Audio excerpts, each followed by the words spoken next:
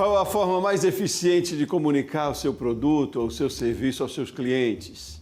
Quais os canais apropriados para isso? Olha, as estratégias nesse sentido podem definir o sucesso e o crescimento sustentável de um negócio. Vamos falar sobre isso hoje aqui no Rumo Certo? Seja muito bem-vindo, seja muito bem-vinda. É muito bom ter você aqui conosco.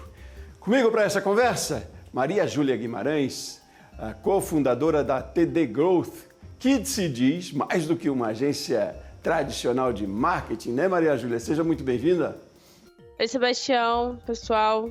Obrigada pelo convite, primeiramente.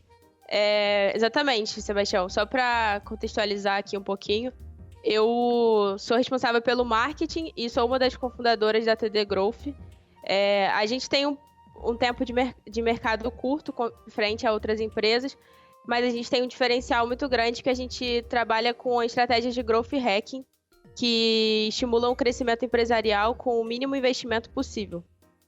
E a TD Growth, ela é uma empresa de um pouquinho mais de um ano, mas a gente já tem alguns resultados consideráveis que eu trouxe aqui para a gente falar hoje. Ótimo, isso mesmo. Obrigado pela sua participação aqui com a gente, obrigado pela disponibilidade do seu tempo, por compartilhar esse conhecimento, né? Você disse que é pouco tempo, mas com bastante eficiência. E aí, vamos partir então para quase que definição desse modelo de trabalho com eficiência e com muito, como eu diria, quase que rápido, eu não sei se posso chamar de rápido, mas um crescimento eficiente, né? O que preconiza hoje um trabalho de eficiência, de branding, né? Que o branding envolve mais do que a marca exatamente. O que preconiza hoje para que isso seja realmente eficiente e que garanta um crescimento sustentável na empresa? De forma geral, e depois a gente vai afunilando. Sim, então, a gente entende hoje, a gente tem um panorama, um cenário muito promissor, porque o Brasil, da América Latina, de acordo com o Panorama Tech, é o país que tem mais startups abertas. Então, o nosso foco é principalmente startups, porque a gente entende que são empresas assim, mais curtas em idade e que normalmente não tem tanto capital para investir. E a estratégia de growth hacking, aí a gente utiliza o branding e a estratégia de canal para isso. A gente prega que crescer o máximo possível com o menor investimento. Então, o que a gente tem como diferencial, na verdade, é que o custo para você ter o nosso serviço e o nosso tipo de trabalho, as nossas estratégias, é muito mais barato frente ao marketing tradicional e a gente entrega resultados similares ou até melhores. Mas aí, são modelos diferenciados, então, Maria Júlia? Como é que você consegue essa, não diria mágica, mas essa máxima? Então, a gente trabalha com duas premissas que são fundamentais, que é ajustar a sua linguagem ao mercado e encontrar o canal certo para falar. Então, nesse primeiro ponto aqui, que é ajustar a sua linguagem, a gente fala principalmente do branding, porque ele inclui tudo que é comunicação da sua marca. E no segundo, especificamente, que a gente utiliza o growth hacking, que eu vou explicar mais na frente, quando puder, que é uma metodologia sistemática de testes e priorização. Então, a gente tenta testar o máximo possível para encontrar o canal certo para o seu negócio o mais rápido possível. É quase que uma personalização, você diria, nesse processo aí, Maria Júlia? Sim, não, com certeza. A gente tem ali os 19 canais e uma coisa certa é que o que funciona para uma empresa não necessariamente funciona para outra. Então, a gente tem que estar sempre muito atento ao cliente em si e aí testando você define qual é o melhor para esse cliente, para o seu foco, para a sua empresa. E aí, sabendo isso, você otimiza. Mas então, de tudo isso, com os processos todos, de qualquer forma não é padrão, como a gente disse, é personalizando. Mas há uma máxima no mercado de valores hoje muito importantes para as marcas, para a definição ali, para a divulgação do produto ou do serviço. O que está em voga hoje de mais interesse? Então, com certeza, o mais importante eu acho que é você se comunicar da maneira certa. Então, aqui a gente fala do branding, porque eu entendo e a gente na TD Growth entende que o branding ele engloba tudo que faz referência à sua comunicação. Então, ele fala da sua identidade visual, com certeza, que é logo, cores e fontes, mas ele também fala do seu posicionamento frente ao mercado, dos seus valores, do seu propósito. E aí é muito importante a gente entender que o objetivo principal do branding é chegar até os seus clientes. Então, a gente não pode, por exemplo, querer falar do nosso jeito de empresa e se o nosso cliente não fala desse mesmo jeito. A gente tem que saber como o nosso cliente fala e falar a linguagem dele para chegar até ele. Como é que se dá esse processo de eu identificar qual é o branding certo da minha empresa? Não é só uma questão do dono da empresa exatamente, do que ele pensa, do que ele defende, né? Me fala desse processo de identificação de um branding. Então, eu acho que começa pelo conhecimento do seu público. Eu acho que se você não tem muito as estratégias definidas, eu acho que você tem que começar pegando alguns dos seus principais clientes ali, e aí você faz um estudo focado em quais são as semelhanças entre eles. Então, você vai definir o seu público-alvo. Então, se você é um prestador de serviço, por exemplo, para qual empresa você presta serviço? Presta serviço para o offshore, por exemplo. Qual é a pessoa que eu tenho que falar para chegar no offshore? É um tomador de decisão? É um diretor, no caso da TID, por exemplo, um diretor de sustentabilidade, um diretor financeiro, porque também tem a parte financeira. E aí, conhecendo esse público, você se aprofunda em definir a sua persona, que é o seu cliente ideal, assim. Aí você define esse cliente ideal com base nos seus principais clientes. E aí é legal também, se você tem mais de um segmento, você tentar mesclar esses segmentos e ver o que se assemelha entre eles para você definir a sua persona. E aí, com base nisso, você entende como a sua persona se comunica e o que é mais importante, quais são os seus valores que são inegociáveis. Então, algumas empresas têm alguns valores que são inegociáveis, por princípios mesmo, e aí você tem que ajustar isso à linguagem que a sua persona, que é o seu cliente ideal ali, fala, para você conseguir chegar nele. Uhum. Ótimo. Como é que é a situação no Brasil? Eu digo em termos de cenário, empresas maiores, talvez até da área de tecnologia, enfim, de quais segmentos estão mais encaminhadas ou mais nesse processo, nesse movimento de identificação e uso, eu diria, do branding de forma correta. E, ao mesmo tempo, é um tipo de movimento que vale para todos os portes de empresa, todos os segmentos, não é? Desde um pequeno empreendedor e micro, ele pode trabalhar muito bem, identificar e trabalhar muito bem com o seu brand, não é? Qual é o cenário que a gente tem hoje? A gente está nesse movimento entendendo bem ou ainda é coisa de poucos? Então, hoje muitas empresas já se preocupam com isso, mas a gente vê mais grandes corporações assim, porque muita gente acha que você tem que crescer para depois investir em marketing, só que a sua empresa não cresce tanto justamente porque você não investe em marketing. Então, é uma ideia que precisa muito mudar, assim, dos empresários e tal, que investir em marketing, em branding, em growth, é o que vai fazer a sua empresa crescer, é o que vai melhorar a sua presença frente ao mercado. E aí a gente tem a gente aparece com o growth marketing, por exemplo, porque a gente entende que para uma empresa de pequeno porte, de pequeno ou médio porte ali, a concorrência com as top 10, top 15 do mercado ali no mesmo segmento, ela é muito desleal, porque essas empresas do topo, elas têm muito capital para investir, então elas gastam muito mais. E aí, o que a gente tenta, e tem várias outras empresas que também fazem isso, mas o Growth Hacking prega isso, é tornar essa concorrência um pouquinho mais desleal. Então, a gente quer facilitar que pequenas e médias empresas consigam também definir o seu público e também trabalhar muito nisso com um investimento um pouco menor. Ótimo. E aí a tecnologia é uma aliada forte nesse processo, né? Porque acaba democratizando, sendo acesso para todo mundo, talvez com investimentos um pouco menores, né? Duas coisas ainda neste bloco aqui para a gente fechar. A importância da tecnologia para esse processo de identificação do branding, de uso do branding, e a importância de engajamento de equipes, de colaboradores, um que seja, mas enfim, também nessa identificação e nessa divulgação do branding. Que branding, aqui só traduzindo para a gente entender um pouquinho melhor, é a marca da empresa, né? Isso. Sobre o engajamento?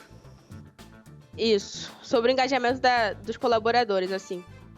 Muitas empresas optam por terceirizar isso justamente porque às vezes fica mais barato do que ter uma pessoa focada exatamente ali na sua empresa sobre marketing. Mas, obviamente, todos os seus colaboradores, eles têm que acreditar muito na sua empresa, e aí cultura empresarial, a cultura da empresa é muito importante, porque os seus colaboradores, eles são as primeiras pessoas assim que te divulgam, porque se o seu colaborador ele senta na roda de amigos, por exemplo, e ele fala muito mal da sua empresa e ele reclama de várias questões, você acaba se queimando frente a um potencial cliente ali que às vezes você poderia ter. Então, a satisfação dos seus colaboradores também é muito importante nesse processo para que eles estejam muito alinhados quanto à visão da empresa e que eles também acreditem no trabalho deles, sabe? Que eles saibam que o trabalho deles é importante e aí eles vão meio que fazer essa divulgação. E sobre a presença digital, a internet ela veio para democratizar muitas coisas, inclusive isso. A gente tem hoje diversas estratégias, hoje na verdade 90% do nosso trabalho ele é digital, ele é online. E os resultados, eles são muito promissores, assim, porque você chega em muito mais pessoas do que você chegava antigamente, sem a internet, sem as redes sociais. Ótimo, maravilha. Bom, nesse bloco a gente focou, então, bastante no branding, né, no conceito, na importância, e a gente faz um intervalo agora rapidinho, e aí a gente, no próximo bloco, dá uma atenção maior ao growth, ao crescimento. Aí as estratégias para crescimento sustentável a partir de uma marca bem definida, de um branding bem definido. Então convido você, Maria Júlia, para a gente fazer uma pausa rapidinha e na sequência a gente volta então seguindo nessa conversa, tá bom? Tá bom. Convido você de casa também para segurar com a gente mais um pouquinho, o Rumo Certo volta já já.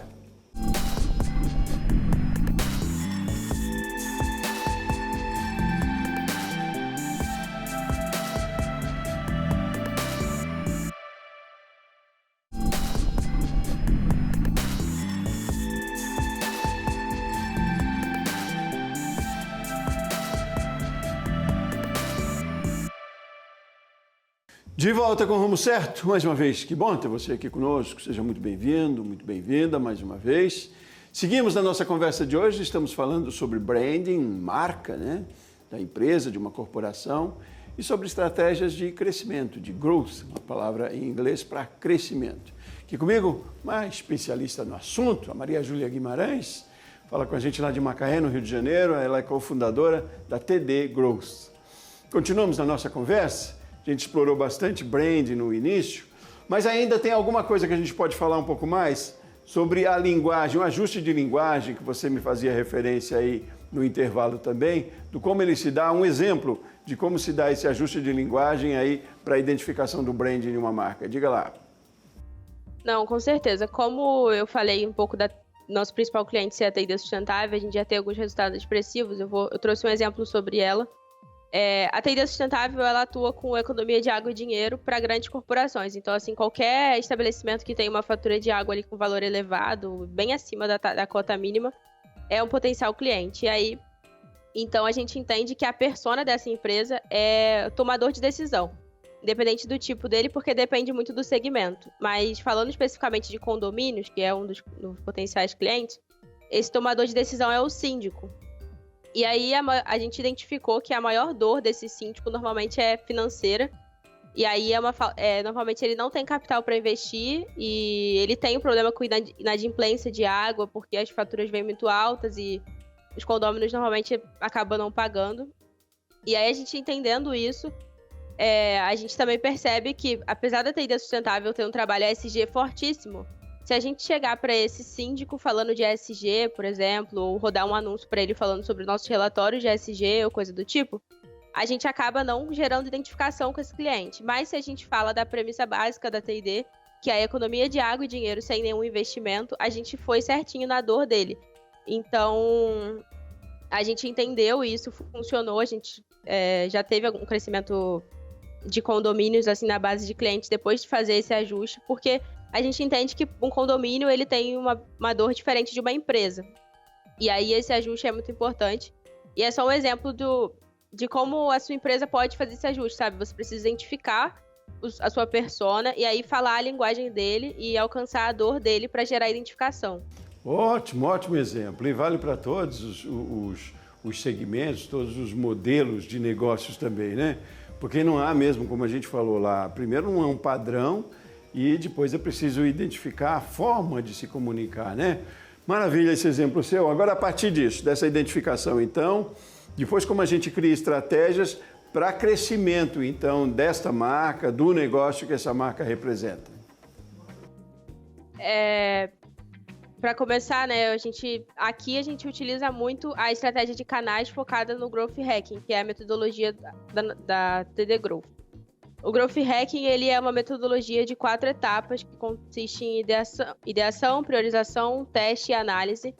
E aí é uma metodologia que funciona não só para o marketing, funciona para diversas coisas, mas para o marketing, assim, a gente tem resultados muito expressivos, porque a gente entende que a ideia do marketing não é atirar para todos os lados e estar em todos os lugares, mas estar nos lugares certos de uma forma estratégica. E aí você vai ajustando até você encontrar esse lugar.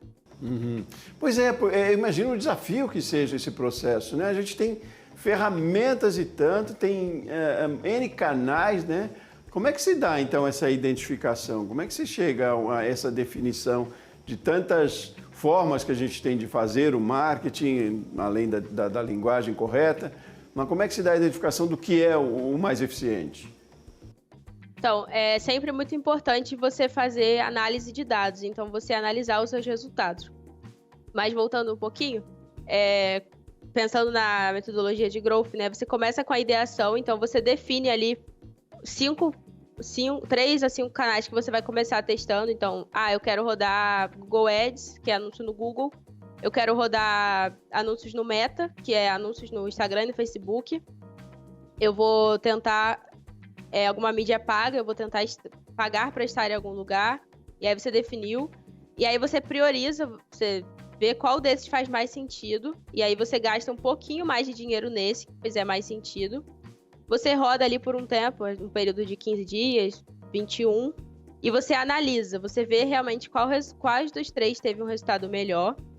E aí, com base nisso, você otimiza esse canal específico que você teve o melhor resultado.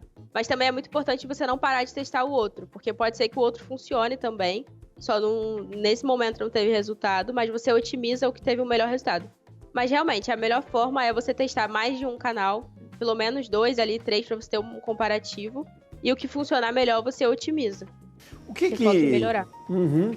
E o que interfere nesse resultado aí, nesse teste? É lógico, eu imagino, seja pela resposta do seu cliente, não é? Mas que fatores são decisivos ali, né? Tem a questão do investimento, você vai impulsionar numa fonte ou noutra, mas o que você diria que é mais que chama mais atenção? É realmente o que o seu cliente lhe responde? Como é que acontece?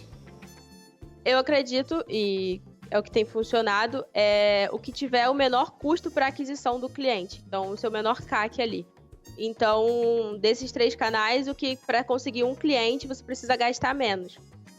Uhum.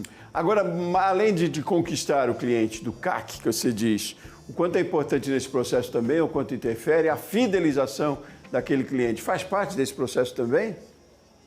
Com certeza. O time de Growth, a gente prega que tem que ser um time multidisciplinar. Então, hoje, pra gente, na TD Growth, a gente tem profissionais de marketing, a gente tem um engenheiro, administração e pessoas assim, que têm amplo conhecimento, porque a gente consegue pensar em várias estratégias. Mas, com certeza, você manter o seu cliente por muito mais tempo e que ele compre com você mais de uma vez é muito importante do que se ele comprar uma única vez. Então, além de você tentar adquirir novos clientes, você tem que sempre tentar trabalhar com estratégias também para dentro da sua base de clientes. Então, ali, de repente, uma promoção, se ele adquirir mais uma coisa, uma criação de um combo, uma coisa que vai fazer o seu cliente que comprou uma vez, comprar uma segunda, uma terceira, te indicar também. Ô Maria Júlia, e datas sazonais? A gente tem falado muito isso aqui no canal. As datas sazonais interferem nesse processo também? Há momentos para se fazer essa primeira fase aí da estratégia? Com certeza. Assim, o que não funciona muito, né? Entre o Natal e o Ano Novo, normalmente as empresas não estão trabalhando. Então, próximo de datas comemorativas, especificamente, é muito difícil você conseguir, porque as pessoas, normalmente, elas estão querendo ir ali aproveitar, né, a data comemorativa, até a gente mesmo. E aí elas estão muito focadas em fazer o seu trabalho exatamente e finalizar ele, concluir ele com sucesso, para depois, na volta, só se preocupar com adquirir coisas novas ou algo do tipo. E também é muito importante você falar das datas sazonais, né, tirando feriados, assim, mas falando de sustentabilidade, por exemplo, você não pode, por exemplo, perder o dia do meio ambiente ou o dia da água, você tem que falar sobre, porque é um dia que todos os olhos estão focados naquilo, então é uma oportunidade muito grande de você se mostrar e se botar ali como um especialista. Certo, então, e depois dessa fase de ideação, qual é o próximo processo? Então, aí a gente vem para priorização, porque definidos assim algumas estratégias para sua empresa que você quer utilizar e quer testar, você vê qual tem o melhor potencial ali no momento. E aí é com base em seus conhecimentos sobre a sua empresa e sobre o seu cliente mesmo que você faz essa priorização. Certo, depois da priorização... Aí é realmente os testes, que é colocar a mão na massa. Colocar essas estratégias para rodar, para funcionar e focar em o melhor funcionamento possível ali no momento, para depois você ir para a quarta etapa, que é realmente o teste, que é a análise. E aí já envolve investimento também, né, Maria Júlia? Porque lá na primeira fase, talvez, de ideação, algumas coisas assim precisam de investir, impulsionar, mas é muito, às vezes, de ferramentas que a gente tem de fácil, não digo fácil domínio, mas, enfim, um pouco mais, que é mais pela ideia, pela iniciativa, do que pelo investimento necessariamente. Mas a gente chega a um processo que precisa investir um pouco também, não é? Para você colocar isso na gestão do negócio, não é? Na parte de teste, você inevitavelmente vai ter que investir um pouco. E aí é tentar usar da melhor forma possível esse valor investido. Então, por isso que a gente fala muito nesse teste um pouco mais rápido, né? E não deixar por muito tempo. Se uma coisa não estiver funcionando, você para ali, volta para a primeira etapa para otimizar, mas você inevitavelmente vai ter que investir um valor. É lógico, a gente falou, né? É muito de personalização, cada caso é um caso, né? Depende do porte, do perfil da empresa. Mas, em média, quanto tempo leva esse processo todo, viu? Desde lá a identificação do branding, até essa execução, essas estratégias que a gente começa a perceber já resultados desse crescimento. Como é que funciona isso no mercado? Então, esse começo, ele leva, assim... essa definição de como você vai se comunicar, ela é um pouco mais lenta, leva aí 2 a 3 meses, às vezes um pouco mais. Mas, realmente, a fase de ideação, priorização, teste e análise, é legal trabalhar com ciclos de 30 dias. Então, a primeira semana ali para você fazer a ideação e priorização, o meio do mês você vai testando, e na última semana do mês você analisa. E aí, repete o ciclo. E a partir da análise tem os resultados aí, se tem ferramentas para essa metrificação aí, né? Hoje em dia, entre aspas, fácil se conferir todo o investimento desse processo, né? Sim, sim. Principalmente na presença digital, né? Se você falar de redes sociais, por exemplo, a ferramenta que você usa para fazer esse teste e essa análise toda, ele já te dá um relatório do que você investiu e como funcionou. Maravilha. Bom, é isso. A orientação é essa, né? A dica, talvez a gente diria, a boa ideia para empreendedores, micro, pequenos, é que se comece, pelo menos, né? Lógico, muito a gente vai precisar buscar um profissional, como a Maria Júlia, como o trabalho que ela desenvolve na agência, mas é um processo que a gente tem que se sentir parte e começar a fazer de qualquer maneira com as ferramentas que já citei, né? Mas ele é necessário para o mercado digital, para o mundo hoje dos negócios, digital ou aí presenciais. De qualquer forma, esse trabalho de branding, de descoberta e de marketing agressivo e de crescimento aí é importante que se faça porque gera competitividade, não é? Só concluindo aqui. Então, Maria Júlia Guimarães, cofundadora da TD Growth, muito obrigado pela sua participação, por essa conversa, pelas suas orientações aqui para a gente. Eu que agradeço pelo espaço, Sebastião, e só para finalizar, eu acho que o mais importante assim, que eu queria deixar é a importância de você testar. Até o não que você vai receber, ele é um resultado, porque você sabe para qual caminho não seguir. Então, nunca deixe de testar na sua empresa, porque esse pode ser o seu diferencial frente ao mercado. Você sabe o que não funciona e aí você foca em achar o que funciona. Maravilha, tá dito. Obrigado, Maria Júlia. Bom trabalho para você. Obrigada. Muito bem, muito obrigado a você também aí de casa, você aí da sua empresa, que esteve com a gente aqui no Rumo Certo de hoje. Voltamos no próximo programa. Forte abraço e até mais.